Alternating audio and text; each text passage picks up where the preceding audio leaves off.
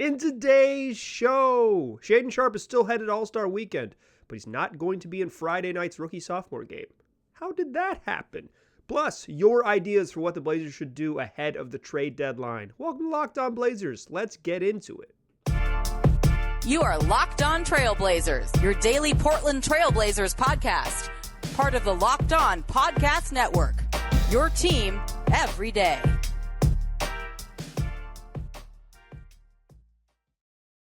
What up, world? It's your past first point guard and Trailblazers reporter, Mike Richmond. You are listening to another episode of Locked On Blazers, part of the Locked On Podcast Network, available wherever you get podcasts and also on YouTube. Thanks for making the show your first listen every day, or because today's episode was a little bit late, your some listen today. I appreciate it. It's coming at you 5 days a week, even if we're a little late on some days. Free on all platforms. Tell your friends to listen to the show. It's Locked On Blazers, your team every day. I do apologize for the tardiness of this episode. Life got in the way. Without going into further details, I do 5 of these a week, every day of the week. Every weekday rather, and yesterday evening was it just wasn't gonna happen for me. So we are recording. This is February. This is Wednesday, February 1st show. We made it to February. Welcome. Here it is. It's coming a little late in your feeds, or if you're watching on YouTube, it's a little late in your YouTube feed. Sorry, y'all. Let's get it. Let's just get into it. Okay, today's show, we're going to talk about Shaedon Sharpe. He is not going to the rookie-sophomore game. What the heck? That's my response there. We'll talk about that and kind of the details there and why I think it says more about the league than about Shaedon Sharpe. In yesterday's show, I asked for your solutions to what the Blazers should do. I said I don't know what they should do. Send me your ideas. I'll kind of run through some of the responses because I got a bunch of them in the email inbox. And then we'll close the show talking Western Conference tiers. There is such a bunch up of teams in the league between 3rd and 13th in the West. I will sort through and give my tier rankings of every team in the playoff hunt. And also Houston and San Antonio that are at the bottom. Spoiler alert. Okay, let's get into it. Shaedon Sharpe headed to Salt Lake City for the All-Star Weekend. He's going to be in Saturday night's dunk contest, the nightcap on national TV of their Saturday night showcase with the three-point contest and the skills contest and the dunk contest. Once the dunk contest revered in a place where stars went, now it's where youngsters participate and do cool dunks. Shaedon Sharpe's going to be awesome on Saturday night. He's an effortless dunker, and he's dude's got hops. He's going to be really special. And then he's not going to be in the rookie-sophomore game. Let's flash back, get in the Wayback Machine. On December 13th at around 7:30 in the morning Pacific time, listener Jeffrey N., if you'll remember, this show is very popular with Jeffs. If you have a Jeff in your life, make sure you share this show with them. Listener Jeff N. sent me an email that said, is it time to start promoting Shaedon Sharpe for the rookie-sophomore game? And I sent the following email. I told Jeff, there is nothing to talk about. He, being Shaedon Sharpe, is top 10 among rookies in scoring. He has awesome highlights nearly every time he plays. He's in. Don't sweat it. Jeff, I was dead wrong. Not that me talking about it on this podcast would have changed anything, but boy was I wrong in December, and here's why I was wrong. The league announced the rosters for the rookie-sophomore game. Includes 21 rookies and sophomores and 7 G Leaguers. That's 28 players, 2 teams of 14. They will play on Friday night in the Rookie-Sophomore Challenge, the Rising Stars game. Rising Stars. When I sent Jeff that email, I did not think 7 G Leaguers were going to be invited to the Rising Stars game. I don't think when you look at the 21 rookies and sophomores taken ahead of Shaedon Sharpe, I don't think you can really quibble with any of them as he's been better than them. I think the obvious one people are going to point to is AJ Griffin in Atlanta. And Griffin missed a bunch of time early with an injury. Once he got healthy, he's been really good. He can really shoot it. I just think even just counting stats wise, just raw box score stuff, I think he's been a little more productive than Shaedon Sharpe.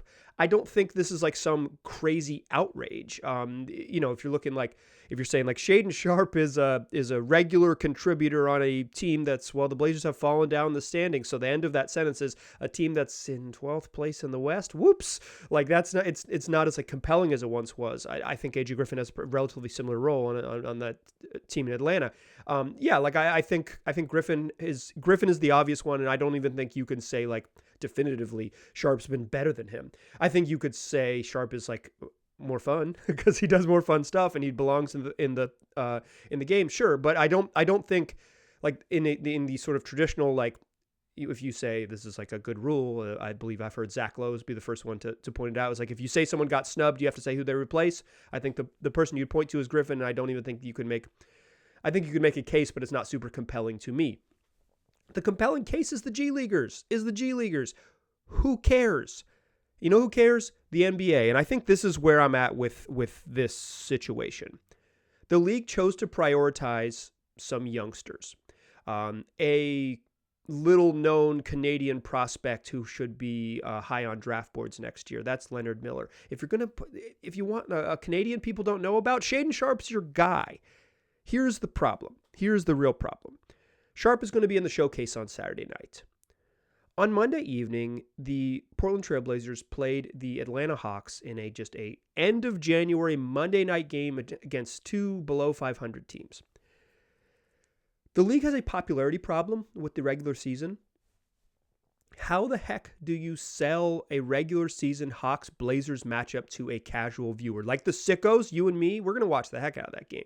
We're going to be excited to watch, Clint Capella and Onyeka Okongwu and Drew Eubanks and Nazir Little. Like we are, if you're listening to this, you're probably a nut, right? You're probably like a true NBA freakazoid. And you are my people. Like we are kindred, right? Like I'm the same way, but the league has a problem attracting sort of casual fans to random regular season games because there's just too many of them. They're 20 of them a year for every team are largely meaningless. It's a lot, right? It's hard to sell. The beginning of that solution has to start with there are fun players all over the league. And one of the ways that you promote fun players all over the league is that you put all of the fun players in your showcase, your midseason showcase, and you maximize their chances to get in front of the camera. Shaedon Sharpe is a fun dunks super athlete.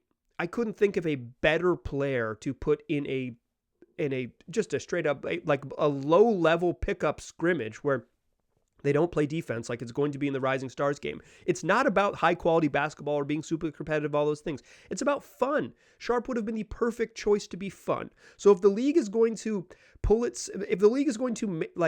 begin to become more popular in the regular season, begin to attract casual eyeballs in the regular season, it has to start with there are fun players everywhere. And that there are fun players everywhere has to start with getting not G Leaguers in the game, but every good rookie and sophomore that has a compelling case, and particularly someone who's already been invited to the Saturday night showcase. This is a chance to show Shaedon Sharpe on Friday night and say, hey, watch this dude on Saturday. He's going to be in the dunk contest. Instead, they're going to do that with Mac McClung. I mean, congrats to Mac McClung.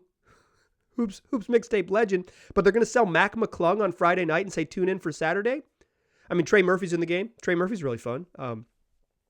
So Trey Murphy will sell the Saturday night game. This is just a misstep by the league. I don't think Sharpe was snubbed. I think the league's insistence on promoting the G League as like, this is the alternate route. The G League is this alternate route to college, or the G League is this thing you should be into. The choice to promote the G League over actual NBA dudes is a mistake. It's a mistake.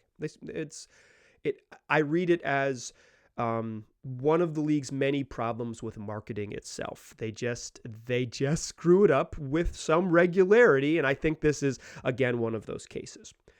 So, no Shaedon Sharpe. You'll see him on Saturday. You won't see him on Friday. Bummer. That's how I really feel. Bummer. Let's talk about solutions. On yesterday's show, I said, what should the Blazers do? And admitted that I don't really know. And I said, you email me, lockdownblazerspod@gmail.com. Send me emails. What should the Blazers do? You responded in spades. Let's wade through the ideas from listeners about how the Blazers should approach the trade deadline. But first, I want to tell you about FanDuel. Listen, your Super Bowl party, you only need one app. It's FanDuel.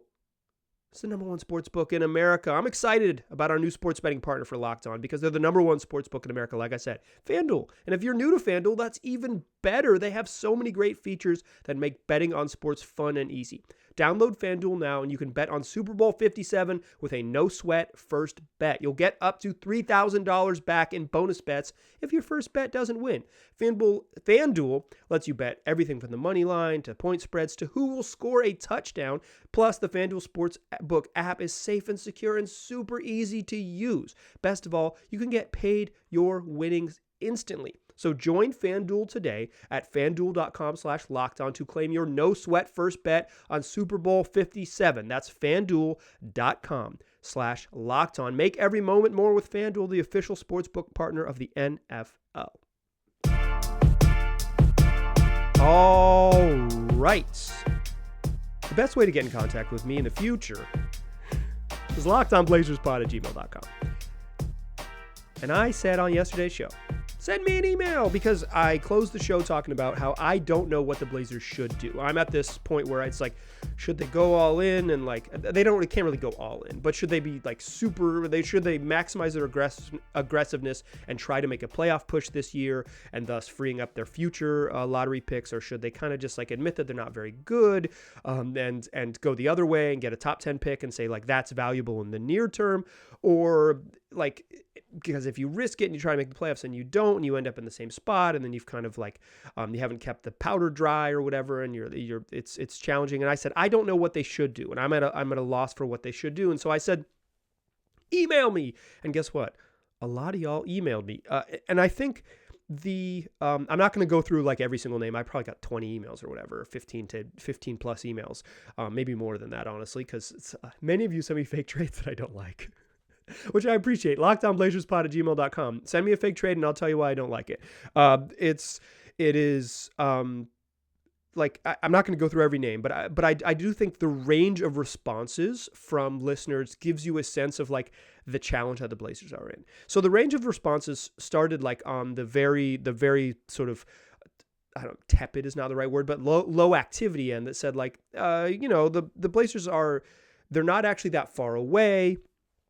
They were playing really well at the beginning of the season. I think that just like if they get healthy and they turn Josh Hart into a slightly taller person, they can be back in the playoff mix. If you look at the West standings, they're just not that many games out of straight up home court advantage in the playoffs. They're 4 games out of third or whatever it is. Like they're right there. So it's like this roster's actually fine if they can get it together. They haven't lost enough ground. Don't do anything. You don't even need to trade Josh Hart. He can be part of the future. But if you do have to trade someone, that's the minor deal you make.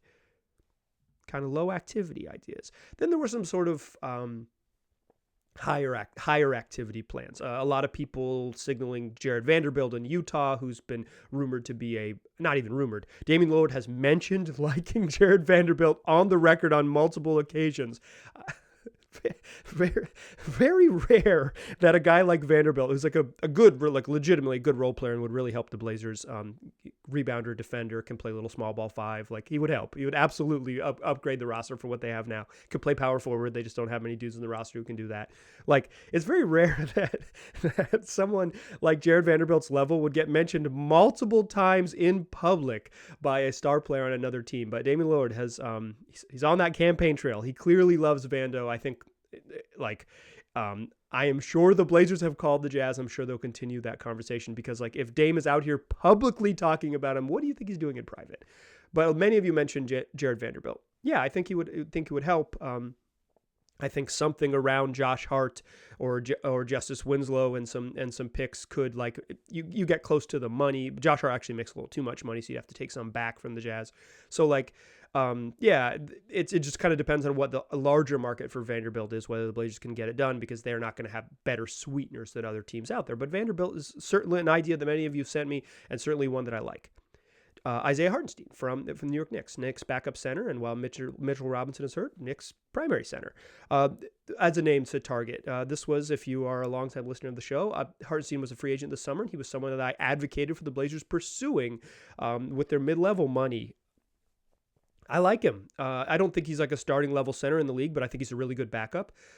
He's competitive on defense, if not like super talented there. He's big, which helps. He's like a pretty darn good passer, and I thought he was developing into some more offensive skills. He struggled a little bit to begin the year with the Knicks. Like, he was not good. Which it's like when you when you host a podcast and you say like, yeah, this is someone they should pursue in free agency, and then that person just like totally just nosedives. It's not like you the trumpets get a little bit muted, so it wasn't like something I was like, told you so. I tend to not try to wave the told you so flag, but I certainly am not waving the told you so flag when I get it wrong. But I like admitting my mistakes. I think it's a good exercise just to admit when your faux expertise is indeed faux. So very little activity. The sort of what I would call like low level deals or middle range deals. This was the most common response. The Blazers should, they can't really make a big move till the summer, but they do need to make the playoffs because that facilitates their move for the summer. So here are some upgrades because the team needs to get bigger. Jared Vanderbilt,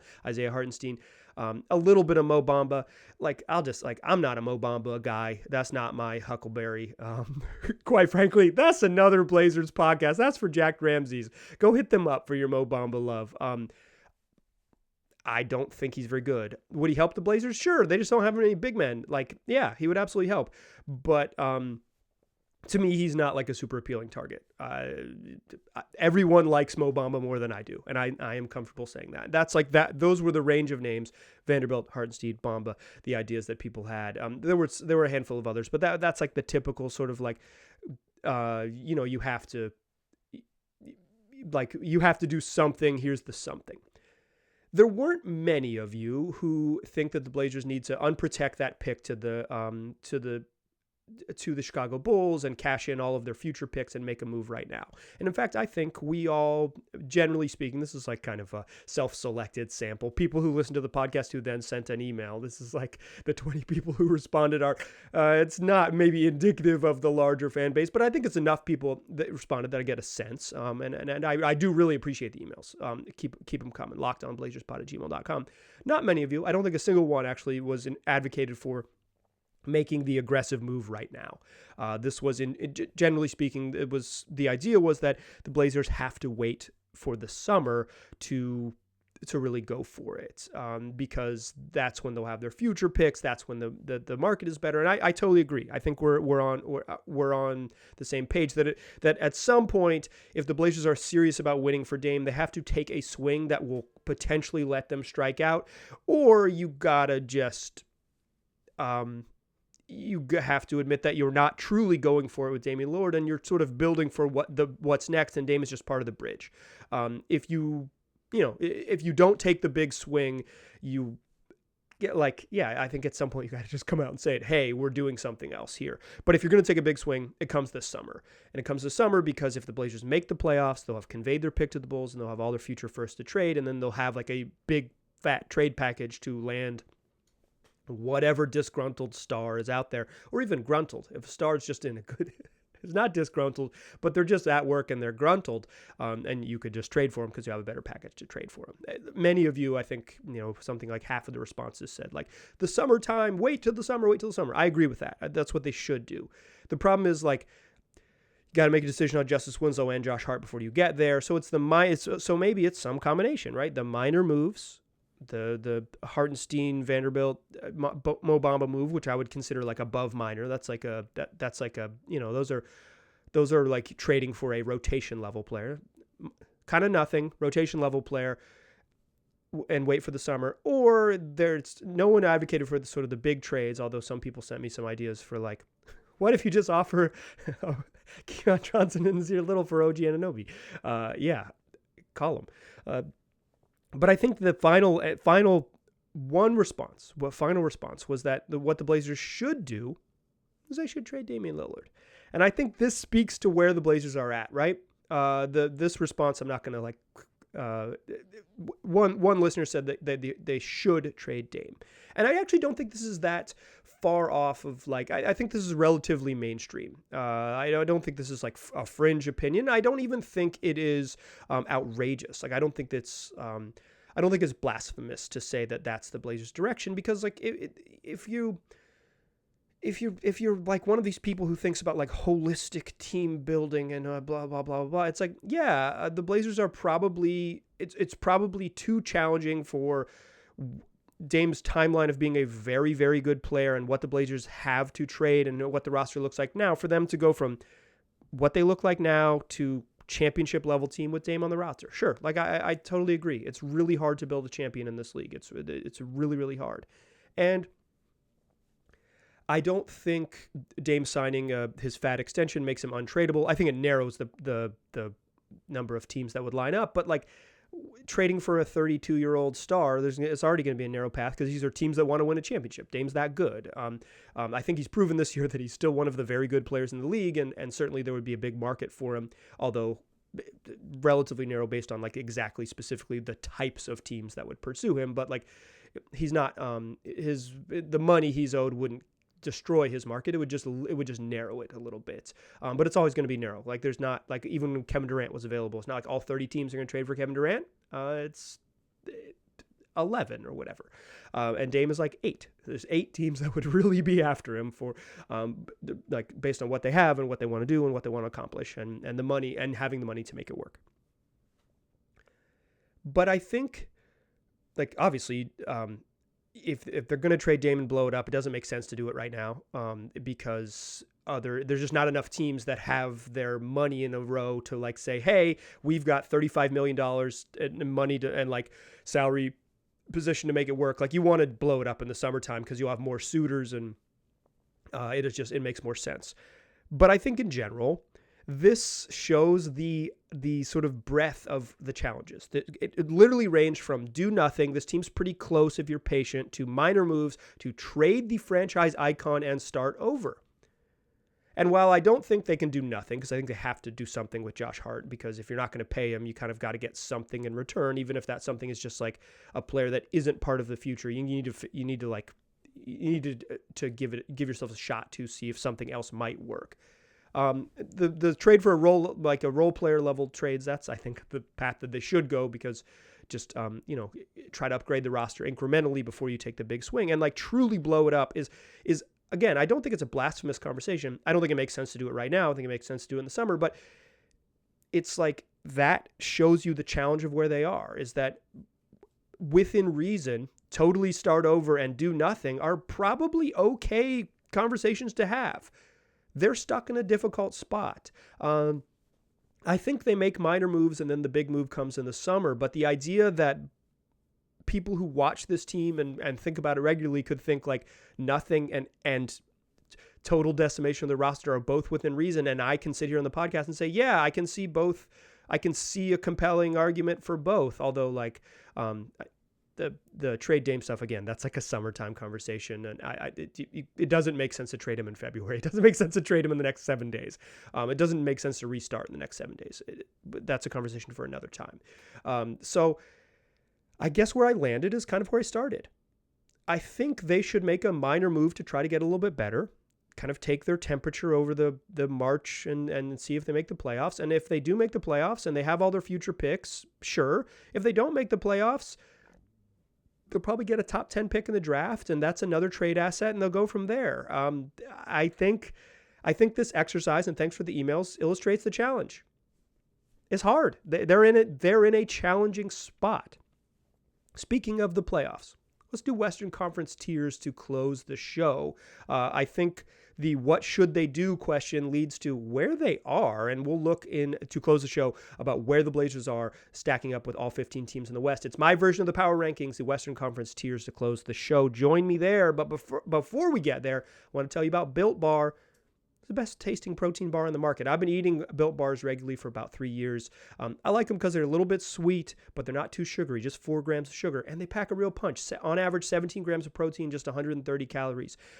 They can, get you going in the middle of the day. They can be a pre-workout snack. They can be just something to fuel you when you need fuel. Plus, they taste great. I love cookies and cream and peanut butter brownie. And before, they were only available online, an internet-exclusive product at Built.com. But now, they are in Walmart and Sam's Club stores around the country. So, You can go find out if I've been telling you the truth. You can go get a Churro Puff bar. You can get a 4-pack of the Churro Puff at your local Walmart or Sam's Club and find out if you like them. Then you can head back to Sam's Club or Walmart once you decide that they're good and buy a 13-pack, a big old pack of the double chocolate or the peanut butter brownies.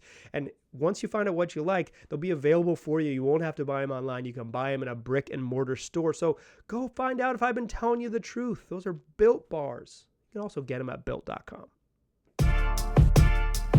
Still a pass first point guard. I'm still Mike Richmond. You are still listening to Locked On Blazers.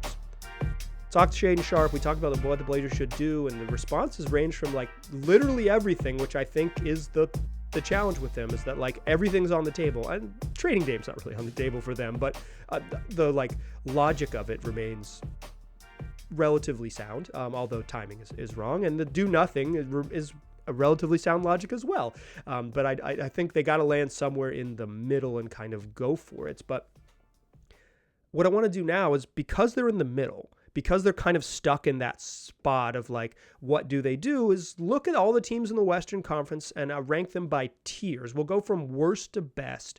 I do this from time to time, maybe once every 6 weeks or so. It's kind of my version of the power rankings, but I think saying this team is 1, this team is 2, this team is 3 is hard, because like 3, 4, 5 doesn't make sense. The way I think about teams is usually in groups and in tiers. So here are my tiers. At the bottom tier, teams that are bad: San Antonio and Houston. We don't need to spend time in them. These teams are bad on purpose, young on purpose, and headed for the Victor Wembanyama sweepstakes.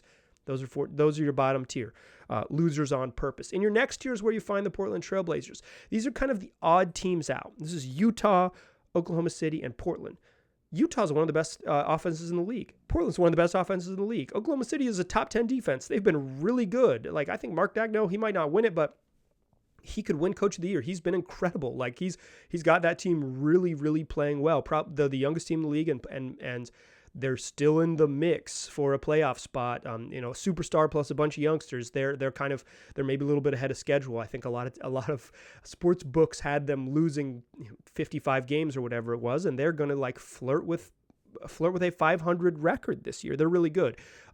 The Jazz and the Blazers are kind of the same. They're elite offensive teams that are bad on defense. Blazers have a little better top-end talent. Jazz have a little bit more depth. But all of these teams are like, they're flawed a little bit. OKC's probably has played better recently than the other two. But like there are 10 spots, if you include the play-in postseason action, 10 teams that will compete in the postseason. I think these 3 teams are likely to be on the outside, but they're competitive. Like, all of them could bump up into the next tier depending on health and injuries, and literally like the standings are so bunched up. There's like literally like a 5-game winning streak at the end of the season. You win 6 of your last 7 games. You might be the 7th best team in the West all of a sudden. It's going to be that close. But I think in this tier of like good but flawed is Utah, Oklahoma City, and Portland. I think we're further enough along to see the warts, but we're also further enough along to say like, hey, this team's pretty good. This team's pretty, and this is kind of where they are. The next tier is the most crowded tier. I've got Dallas, Phoenix, Minnesota, New Orleans, and the Lakers. I have the Lakers above in this tier, and I feel the worst about them because like they're bad on a lot of nights. But with Anthony Davis and LeBron James in the lineup, they've been good and competitive and can win. They can win. Like this team could like get home court advantage, assuming those dudes get healthy. The problem is that last part, assuming those dudes stay healthy. If Anthony Davis misses another 3 or 4 games, if LeBron James misses another 5 or 6 games, like that's it. They have to have those 2 dudes on the floor. They've been good when those guys play. They're really good when LeBron James is on the court, and they're mostly bad when he's not on the court. Anthony Davis helps mitigate some of that, and I think it's very reasonable to say the Lakers belong in the tier below this, and if you believe that, that's fine. For me, I'll bet on their talent, and if those 2 dudes are on the court, I think they belong in this tier. And in this tier is like the injured but competitive type of teams. Dallas, a whole bunch of injuries. It's Luka plus stuff, and they've been really inconsistent. But they've also had some injuries to some key players, Kleba and Dorian Finney-Smith missing a bunch of time. Josh Green, surprisingly missing a bunch of time, has been a problem for him. They're like not as good as they were last year, but Luka is better than they were last year. They really missed Jalen Brunson, as it turns out. Dallas belongs in this tier because they're like a playoff level team with some health and some just overall talent question marks. Phoenix was, when healthy, looked like sort of had the statistical profile of being a very good team again, but they haven't been healthy. Chris Paul's 37 and seems to have lost a little bit of a step. DeAndre Ayton is just like a dude who's maybe playing under duress as a prisoner, as a hostage in Phoenix. When Devin Booker plays, this is a team that could conceivably make the Western Conference Finals again without, you don't have to squint to see it. They just haven't been healthy. Cam Johnson's back. Mikal Bridges has taken a step forward. This is a good team with issues, and that's where they belong in this group, good teams with issues. Minnesota, finally figured it out after a while. Karl Anthony Towns still out, still hurt. They've been playing a lot better. Anthony Edwards has been really, really good. Borderline all-star, might make the team, who knows. They've kind of figured out what to do with Rudy Gobert. Kyle Anderson has been a great addition to them this offseason. Whatever, podcast favorite, Kyle Anderson. I love dudes who play at 1 mile an hour. They looked like they were a mess.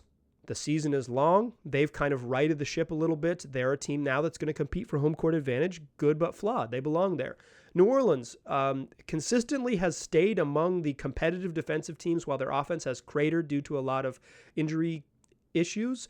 The thing about them is that Zion and Brandon Ingram have missed games consistently. So saying when they get healthy, when will they get healthy? When are we going to see a 25 to 35 game stretch of them at their healthiest? If they get there, yeah, I think we have seen them healthy. Yes, this is a team that could make the Western Conference Finals, one of the 4 best teams, an elite group. They've absolutely on a terrible skid recently, even with Brandon Ingram back. Again, this is the good but flawed. Their defense has kind of stayed okay. The offense has cratered a little bit. They have enough parts to make a move and upgrade, but the upgrade they need is just health from their 2 best players. Zion Williamson get back, Brandon Ingram get back, and let them play together. The problem is we haven't seen it, so they belong in this category. That's your 5 teams in the good but flawed, or the 1 injury away category. That's 5 teams: Dallas, Phoenix, Minnesota, New Orleans, and the Lakers. In the next tier, I've got the Clippers, Warriors, and Kings. The Warriors were the worst, most pathetic road team all season long. They won 2 road games in a row this week.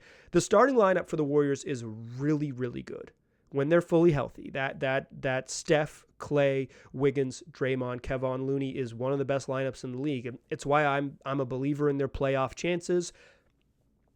They have trouble with the rest of their roster. The young guys just didn't really come around. They missed the sort of stretch shooting that they've had in past seasons of a big man off the bench, a stretchy big guy who can shoot a little bit. Do they miss Nemanja Bjelica that much? I guess they miss sort of that role of stuff, but I think Dante DiVincenzo's been good. I think Jonathan Kuminga has flashes of being good. I think the Warriors are going to end up finishing 4th in the West despite all of it. They have been really, really, really bad away from San Francisco and not consistently good, but I am a believer in their top end talent, and if they stay healthy, I think they're going to be right there. The Clippers, same kind of thing. They're kind of maybe the most overrated team in the NBA, but they finally got it going and have been better recently. When they're healthy, Kawhi Leonard and Paul George are really good all-NBA level talents. I don't think they'll make all-NBA teams this year, but all-NBA level talents. They're starting to figure it out. They benched Robert Covington for a million months, and now they're starting to play him more as a backup small ball 5, and they look a little bit better. They still could use another dude who could get all the way to the rim, but they've got enough talent to be there, and they've put it together over the last 3 weeks that they belong in this category. And then the Kings.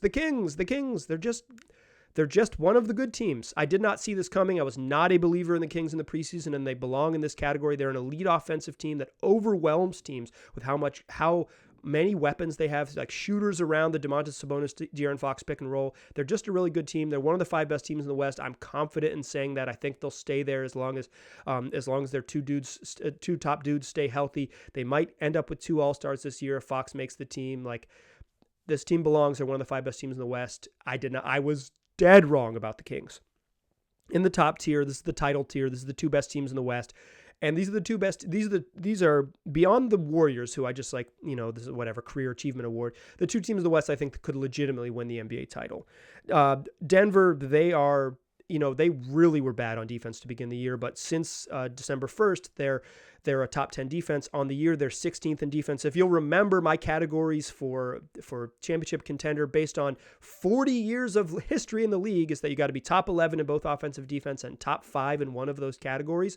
The Nuggets, I think the Nuggets could win the title without making these arbitrary categories, but again, 40 years of data suggests this is basically what a championship team looks like.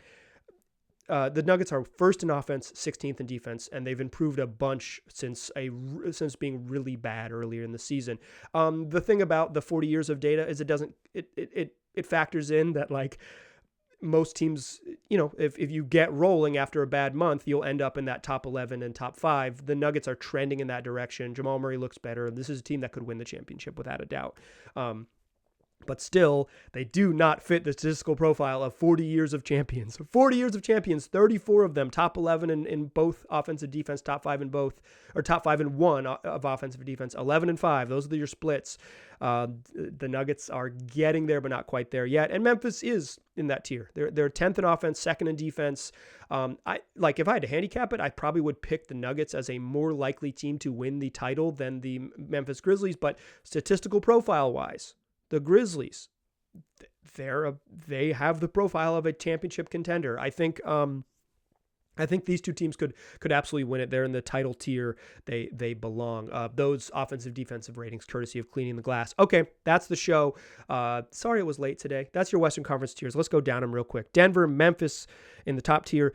The Clippers, Warriors, and Kings in that gonna be their home court advantage tier. The good but flawed tier, Dallas, Phoenix, Minnesota, New Orleans, and the Lakers. The odd teams out tier is the Jazz and OKC. And then the bad on purpose, we've got Houston and San Antonio. The Jazz, OKC, and your Portland Trailblazers. I believe I mentioned them I didn't mention them in the rundown. That's it. That's my tiers. Thanks for listening to the show. Sorry it was a little bit late today. Come back for tomorrow's show. The Blazers play the Memphis Grizzlies tonight as I'm recording this. So Thursday's show, we'll recap that game. We'll look ahead to the rest of the week. I appreciate you listening. I'll talk to you soon.